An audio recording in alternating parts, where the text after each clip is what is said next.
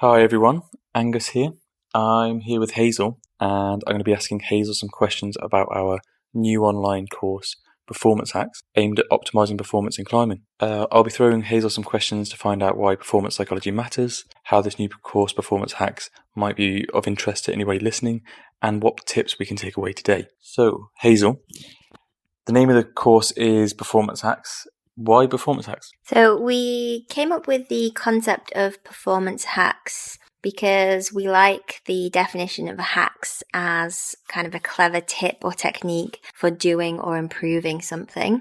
And we wanted to make performance psychology more accessible, more relevant, and more actionable. And that's because psychology really broadly is quite vague, right? It's quite complex, it's quite abstract, or it's like really academic.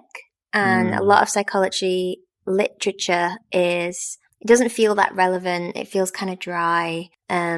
Or you see some content in the broad category of psychology as being kind of too vague or general or unactionable. So that's kind of why we chose performance hacks. That said, mental training doesn't always, or should I say actually doesn't often come in neat little hacks all the time. But we have done our best to, even if there are kind of complex, nuanced ideas, we've done our best at the end of every lesson to provide a list of hacks which are easy to implement. So there are some practices that are easy to implement, but also can have like really huge effects across our climbing lives. So like a simple tool or strategy or like just something you might shift in your mindset a little bit could totally change your whole relationship with climbing and improve your performance. It's not just about like, oh, this might help me on one performance I've got coming up.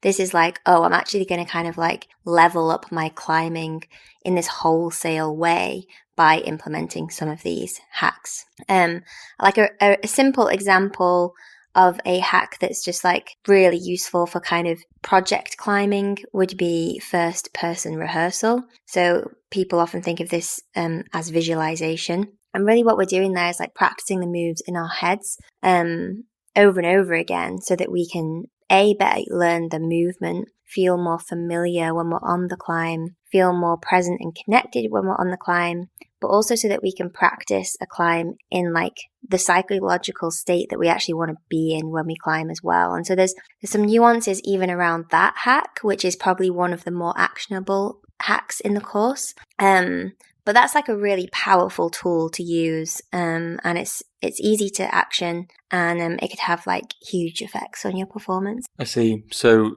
there's quite a lot of psychology behind this sort of first person rehearsal, and it has quite a lot of, or it affects our performance in a number of different ways. So I suppose and that's what makes it a hack, because it's actionable and it's relevant to climbing, but there's quite a lot in there and it affects quite a lot of things in our climbing. Yeah, I mean, with the example of first person rehearsal, it actually affects your physiology, and even like the muscle structures in your body. I mean, there's research out there with first person rehearsal where compared to a control group who didn't do the visualization of like just even basic exercises like lifting weights, they developed more muscle than the people in the control group. So these changes are not even isolated to like our conscious experience. There also can be physiological changes as well. Right, so this group got physiological changes from visualizing the task, repeatedly over a period of time. Yeah, I'm not aware of any studies specifically in climbing, but I wouldn't see a difference.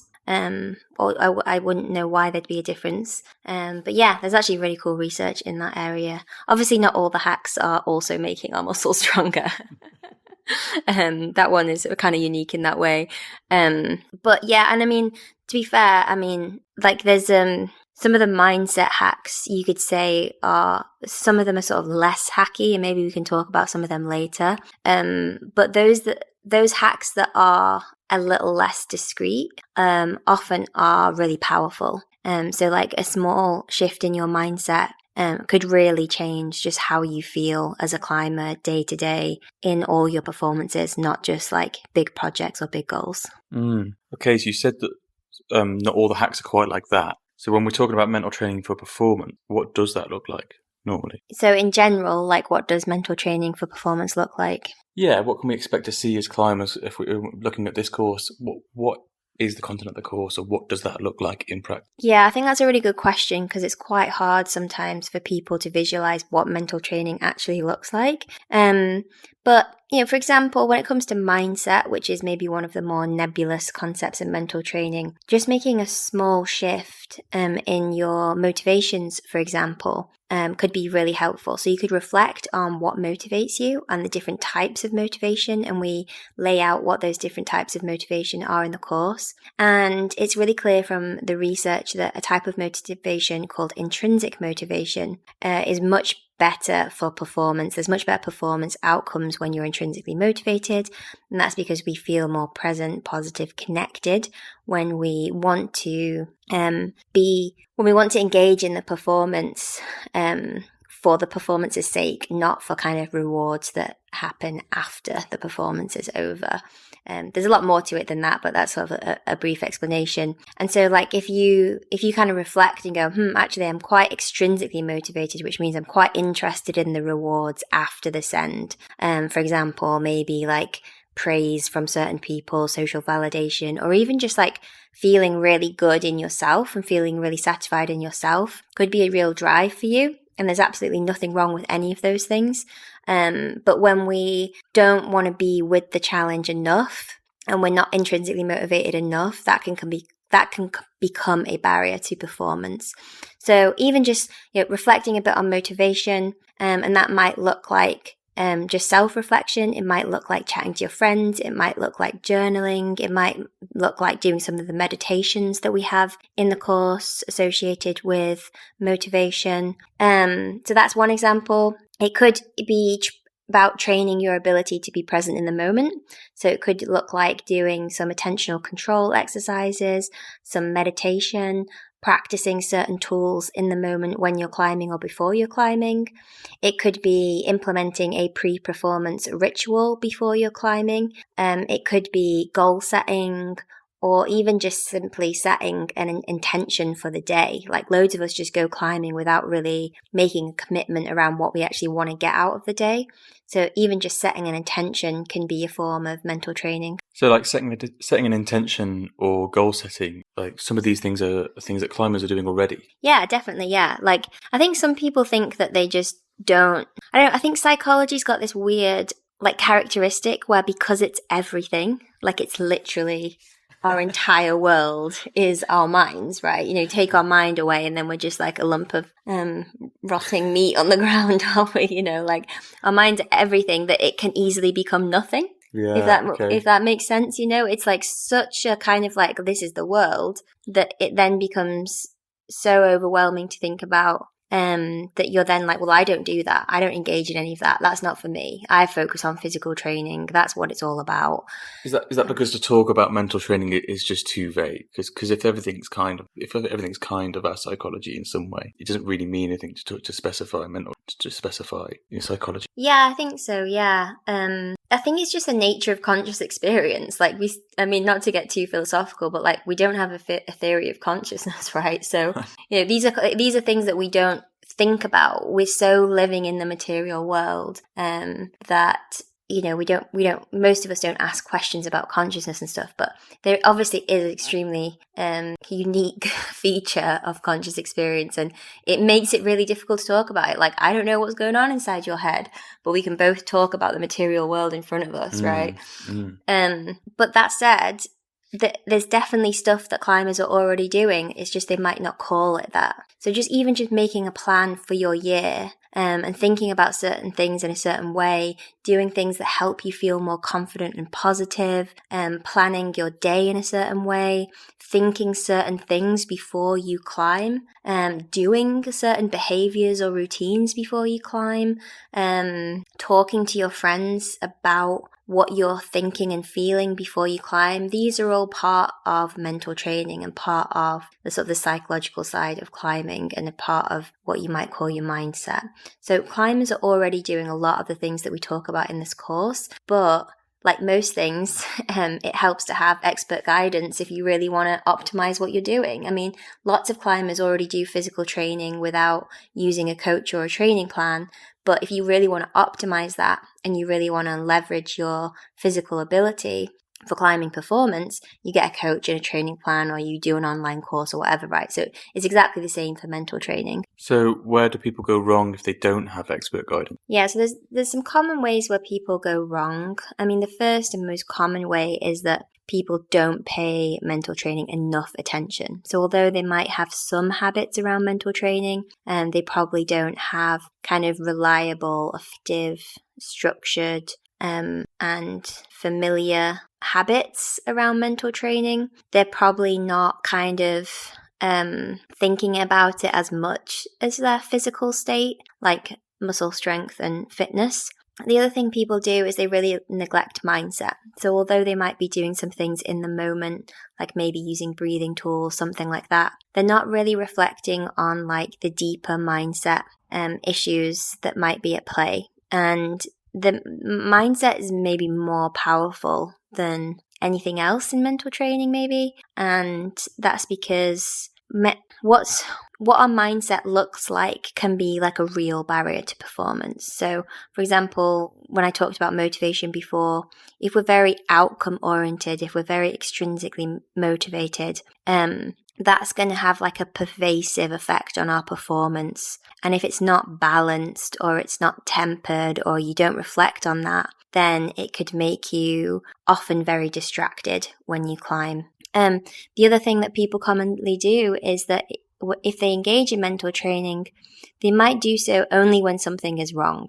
So, for example, lots of climbers do projects, like have projects in their climbing life, and some of these projects might take weeks, months, maybe even years. And instead of starting the process of picking a project, also thinking about their headspace, what they tend to do is they tend to just like pick a project without really reflecting on the reasons why they've picked that project. Then they start that process and then things come up. They realize maybe certain way along the process that their motivations have changed. Maybe that project is becoming a bit difficult for them. You know, there's that frustration when there's like, aha, I should have done it by now.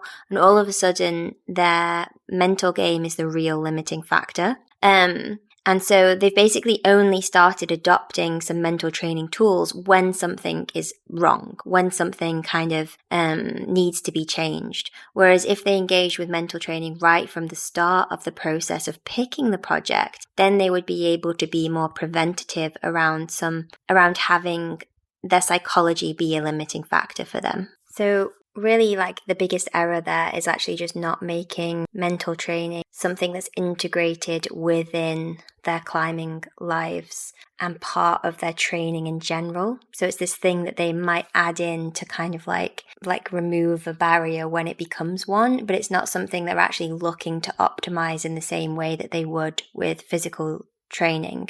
And part of that issue is that many people actually overlook the role that psychology plays in their performance. So not only are people not paying psychology enough attention, but they're also going, okay, well, I didn't perform that well. And the default answer is, I'm not strong enough, I'm not fit enough. So they then just go back to the gym and just keep training muscles and all the rest of it, right? When actually they might have been really distracted psychologically, and it doesn't matter how strong they are. They've put this barrier in there and they've got this sort of ceiling around their performance because perhaps they have performance anxiety, right? Perhaps every time they come to really do a performance that really matters for them, they can't focus in the moment, and they fall and they don't succeed, and then they always use the excuse of like, I need to be strong enough, I need to be fitter, when often that's not the case and they actually need to focus on mental training. And part of that is just to do with culture. Like, we don't have a culture of going, was it actually my head game that was limiting me there, and I actually need to work on these things. And we tend to like overly focus on physical training. But also it takes a lot of self-awareness to know that it was your mind that was preventing you from being at your best in that moment. So part of mental training, a big part of mental training, is building self-awareness around what's the state that I'm in when I'm climbing? Am I as focused as I could be? Am I in flow? Am I in these try-hard states, which we call clutch? Or am I kind of in this sometimes I'm present, but it's kind of like a weak type of focus, or sometimes I'm distracted, or sometimes am I actually performing really poorly? And we just have this tendency to either miss those signs that we're not actually as focused as we could be, or we don't really know yet what actual an optimal psychological state of performance looks like for us. Or we're just we're just so familiar with using technical skills or physical strength or fitness as the reason why we don't perform well. Okay. So there's a lot in there that people could be getting wrong. Yeah. And that lack self-awareness seems like quite a big one. Yeah, it's massive. It's huge in our other courses as well that we do on fear management. So many people teach fear management really well, but then miss this piece on self-awareness that's so important for managing fear, because we have to have self-awareness around our stress responses to get the challenge level right. But it's the same in performance psychology. And that's why, so self-awareness is something that we hope that our students will build throughout the course. We have a lesson on it right at the start of the course. Almost everything we're doing throughout the course, everything on mindset, everything on barriers and gateways, all of that will really help people build that self-awareness they need to figure out if their psychology is kind of a limiting factor for them and the ways in which they could improve their performance by leveraging their psychology. And as you're describing there, how people kind of run back to the training room when they encounter a problem in their performance, I had the image of pursuing diminishing returns when there's this really big low-hanging fruit there. Is that kind of how you see mental training sometimes for these people that might lack that self-awareness, haven't exploited mental training at all? Yeah, it's a huge low-hanging fruit. It's it's kind of epic, honestly, because as a coach, obviously I've spoken with hundreds, if not thousands of climbers one-to-one, and people have really shared sort of, their thoughts and feelings around their performances. But also I'm just really tuned into it now with my friends, climbing partners, and just people I see climbing at the crag. And it's so interesting how someone might take on a climb and be like, oh, I was really pumped. And it's well, but you weren't at your limit. If you were able to down climb a few moves and say take, and whether there's fear of falling there as a barrier to performance, or whether it's, fear of failure, well, if I'm not going to do the whole climb, why keep going? That kind of attitude that we see. It's just clear that for many people, they don't need to be any stronger or fitter. They need to work on how they're actually using their attention in the moment and what's preventing them from being really focused at the task at hand. Because that's really what it means to perform well. It means being focused in the moment, completely immersed in the task of climbing. And if we're not there in that state, then there's work to be done. Right. And is that something we can expect to get from this course? Yeah, so that's definitely the main outcome of the course, is to be so there's tangible outcomes like sending your project, or climbing a harder grade. And we love all those kinds of outcomes, right? Because they're often wins, or ways that we can really celebrate progress. But I think the main outcome really is about shifting along what we think of as what we call a performance scale, which is really just the psychological states of performance. So on the one end of the spectrum, you've got choking, which is arguably the worst psychological state you could be in a performance, other than just not doing the performance altogether.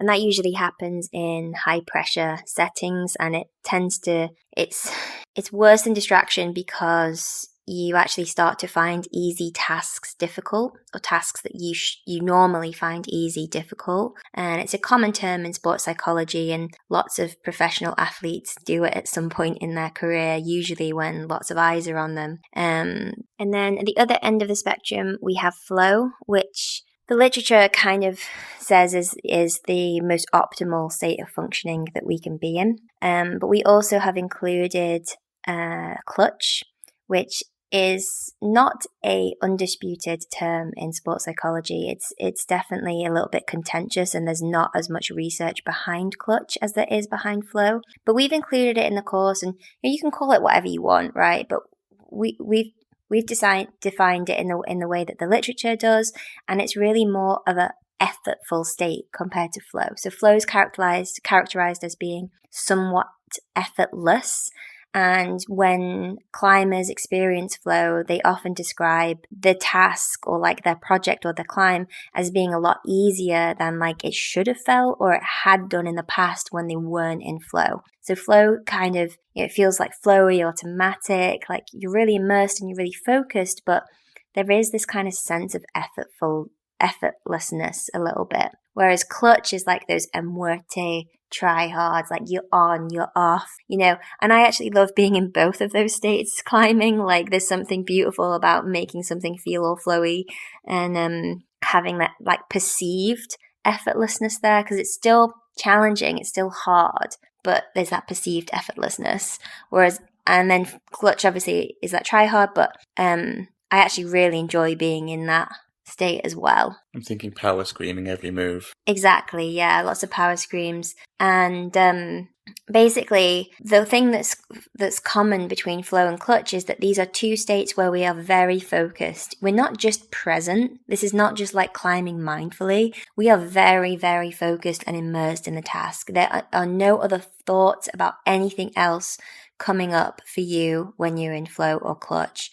And you don't have to use those words. Like you could just use highly focused if you wanted to, or you could just say when I'm climbing well, like whatever that looks like for you. But what we want to do, so like the main outcome of the course is to be in those more focused psychological states of performance more often, and move away from those more distracted states. And what's really cool is if you can move along that scale, which we hope you would if you did the course, more than hope, we think you will, is that not only are you going to improve your performance because you're going to be focused when you're climbing instead of distracted, but you'll also enjoy climbing more.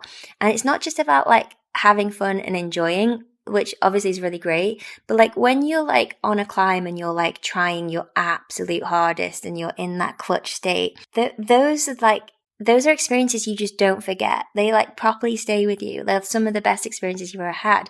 Or when you're in that state of flow and you just like flow up a climb, you also don't forget that either, right? And those states actually could be the reason why you go climbing. So what's interesting with performance psychology, sometimes we find that people come to performance psychology going, I want to access these states in order to perform well. And then they come away and they go, actually, now I want to perform more and I want to pick these climbing goals in order to access those states. Because I figured out that actually they're the best moments of my day, week, month, year, whatever, right? Being up there on that wall, almost falling off, properly going for it, being completely focused. That was totally memorable. And that's actually why I climb.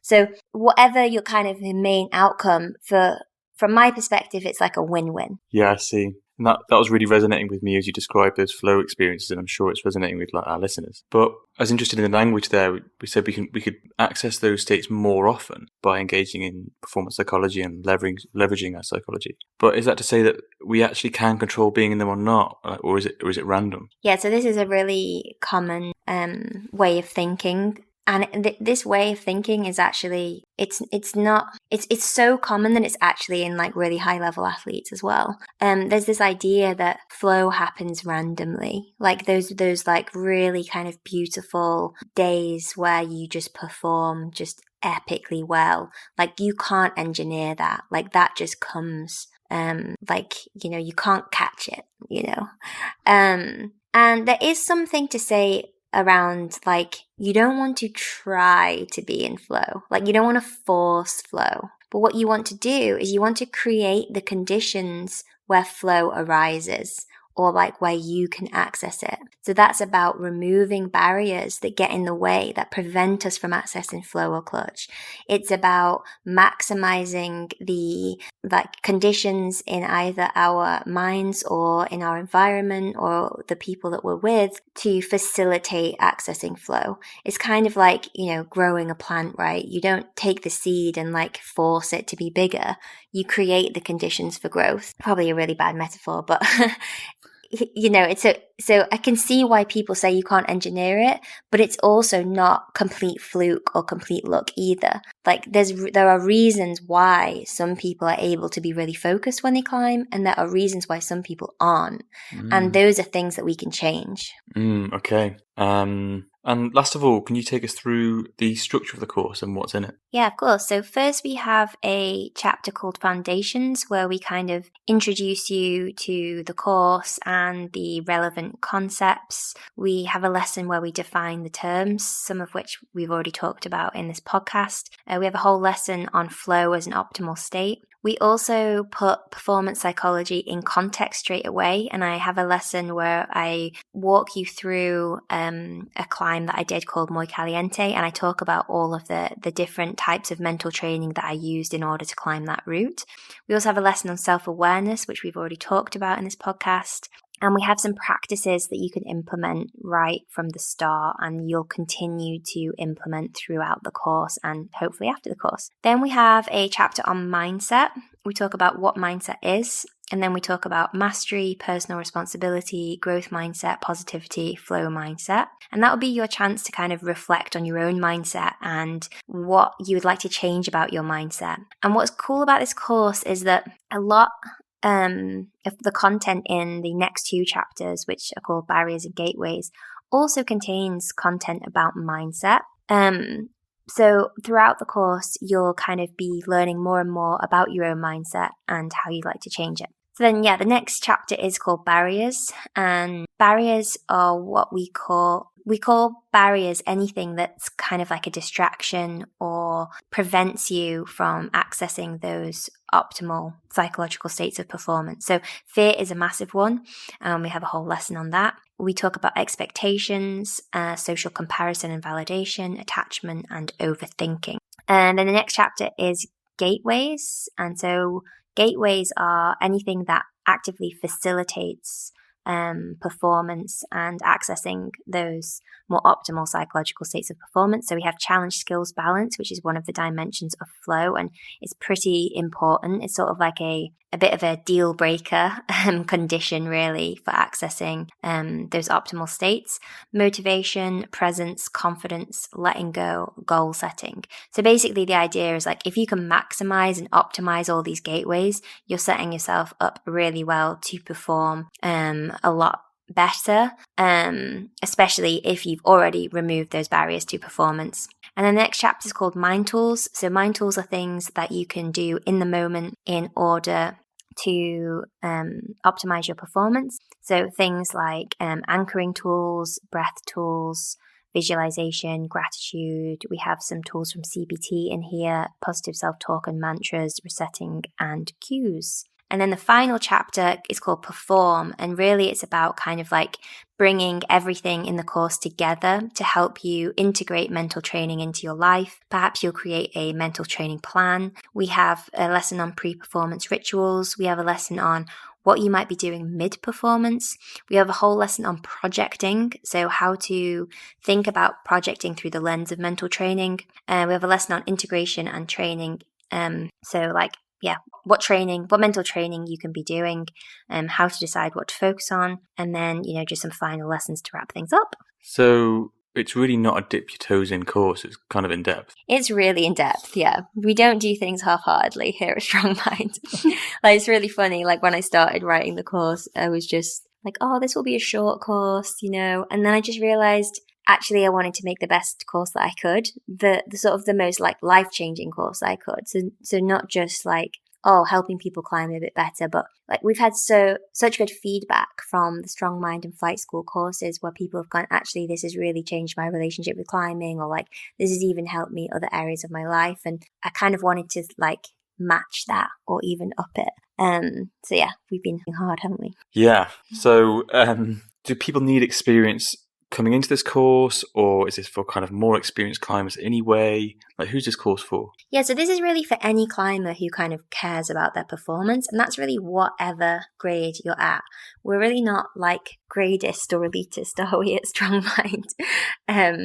So, even if you're like a year into your climbing or less, but you're like, keen to get better and you're just really psyched on climbing and you want to kind of like optimize all your systems, like then this course could be for you. But it could be equally valuable to someone who's like really experienced climber but has not really like thought too much about mental training. I also think it's would be really good for anyone who is actually interested in all this stuff. Like there'll probably be quite a bit in the course that you already know if you are someone who's like really delved into the realms of performance psychology, but I doubt you will have come across something sort of this comprehensive and structured and relatable or like specific to climbing. Like the whole course is so specific to climbing, which is pretty hard to find in performance psychology literature. And is this kind of a literature course? Is this all reading? How is it taught? Yeah, good question. So most of the content will be delivered through videos,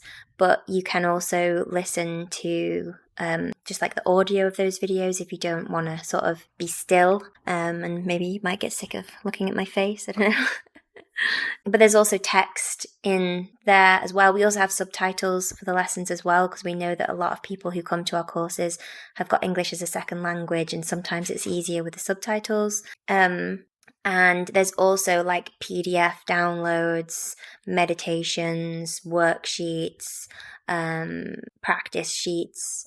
And like the basic layout of the lesson is that we kind of like describe an intervention in psychology.